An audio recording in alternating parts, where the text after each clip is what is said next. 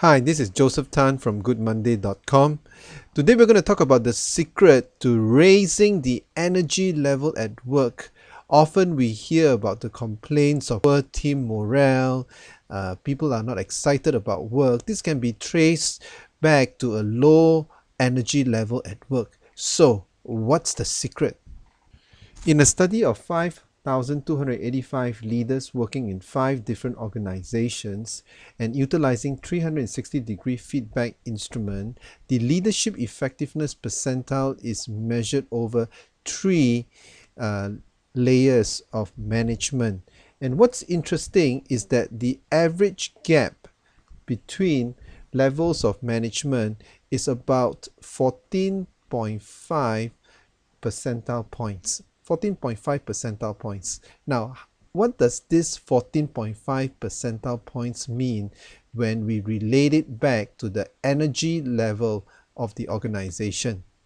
Very simply, it means this.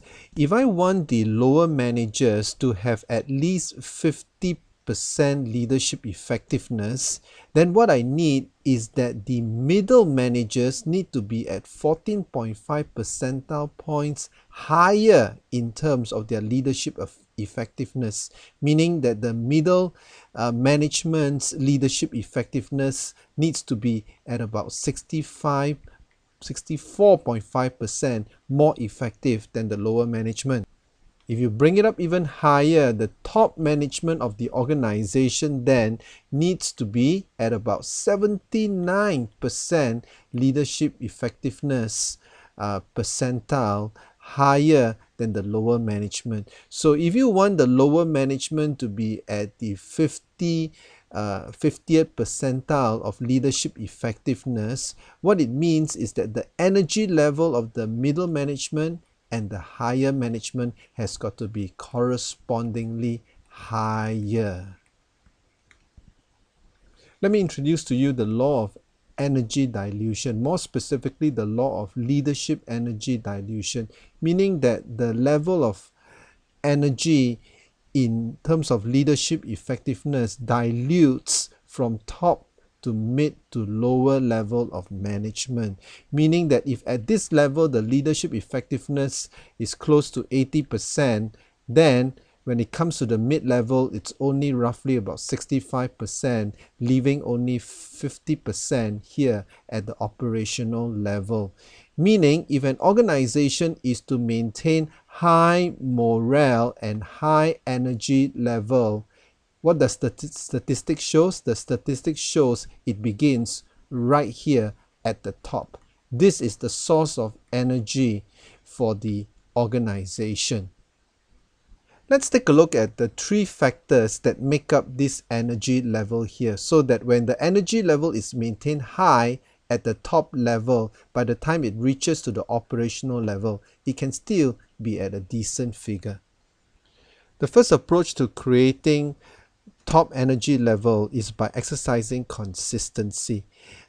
Senior managers need to ensure that they reward and they recognize those who do well.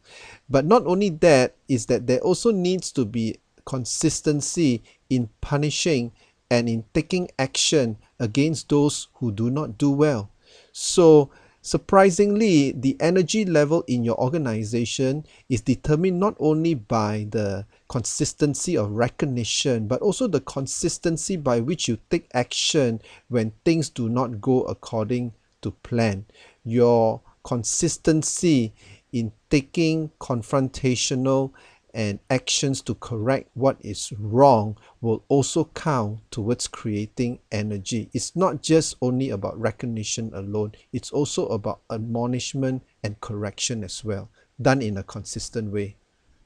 Secondly, it has to do with your character. At the senior management level, you are not looked upon for your skills and technical ability. People look to you for inspiration. They are looking for integrity. They are looking for right work ethics. So if you maintain a sense of good character, being responsible, showing that you are that you are willing to put in the extra effort to treat your people right. So having this right sense of character will also contribute to the energy level of the organizations. I mean, it's true, you might not have all the technical skills. That's okay. Your people can handle it, but you need to inspire them with your sense of personal ethics and character. Very important. Thirdly is your sense of commitment. Commitment is best demonstrated when there's a crisis, when things go wrong, and when there is a failure in the task. Now, when there is a crisis and when things go wrong, are you committed to still care for your people? Are you still committed to protect them? Do you still look out for your employees rather than blaming them or pushing them to the battle lines without being committed to their welfare and to their development? So your commitment to your employees, especially when there's a crisis, especially when they need your coaching and your help, will also determine the energy level and eventually the morale of your organization. So when you find yourself complaining, how come there is poor morale? How come there is no team spirit in the organization? And how come there is low level of energy in your team? Look no further than to yourself. As we have seen earlier, the flow of energy is always top down. So when there is a low level of energy at the lower level of management, take it as a chance to reflect and ask yourself the three important questions. How is my consistency in leading my people? How is my character? And finally, am I committed to coaching and to taking care and to develop my employees?